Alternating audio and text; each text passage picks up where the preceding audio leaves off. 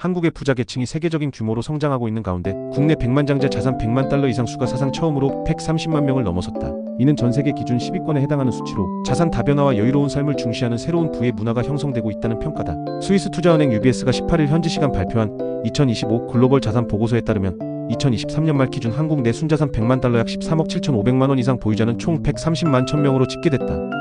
이는 UBS가 조사한 56개국 중 10위에 해당하는 수치다. 세계적으로는 미국이 2383만 1000명으로 전체 100만 장자의 39.7%를 차지하며 1위를 기록했고 그 뒤를 중국, 프랑스, 독일 등이 이었다. 국내 조사에서도 비슷한 흐름이 확인됐다. KB금융지주 경영연구소의 2024 한국 부자 보고서에 따르면 금융자산 10억 원 이상 보유자는 46만 1000명으로 전체 인구의 약 0.9%를 차지했다.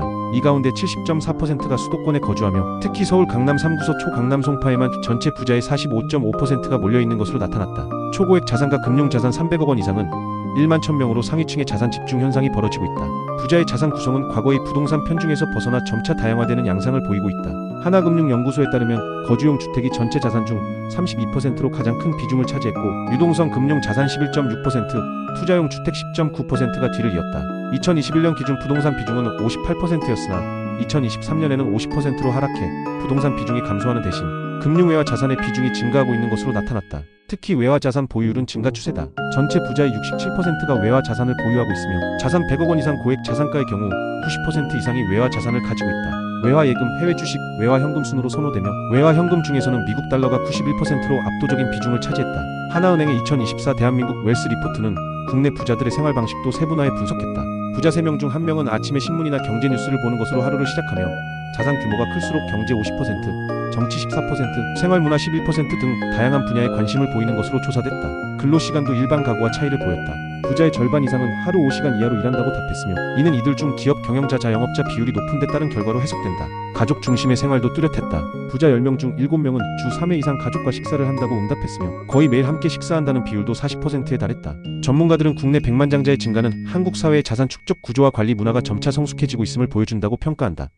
동시에 부의 집중과 양극화 문제도 함께 지적되고 있다. 금융업계 관계자는 부의 축적뿐 아니라 부의 사용과 배분, 사회적 책임에 대한 고민도 함께 이루어져야 할 시점이라며 부자층이 세계적 흐름에 맞춰 자산 전략을 고도화하는 만큼 공공정책도 이를 균형 있게 반영할 필요가 있다고 말했다.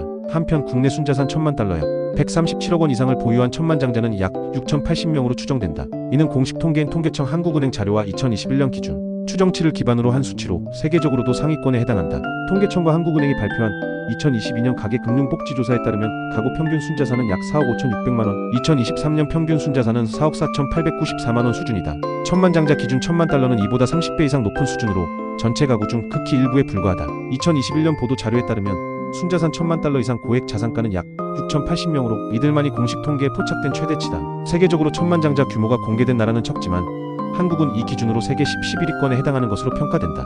천만장자 등 고액 자산가의 수는 극소수이지만 자산 규모와 집중도는 사회경제적 파급력이 큰 만큼 정책적으로도 양극화 완화와 자산 과세 및 환원체계 검토가 필요한 시점이다. 전문가들은 전체 가계 금융 자산의 58.6%가 상위층에 몰려있다며 자산 소득 격차 해소를 위한 제도 정비와 금융 교육 확대 등을 권고하고 있다.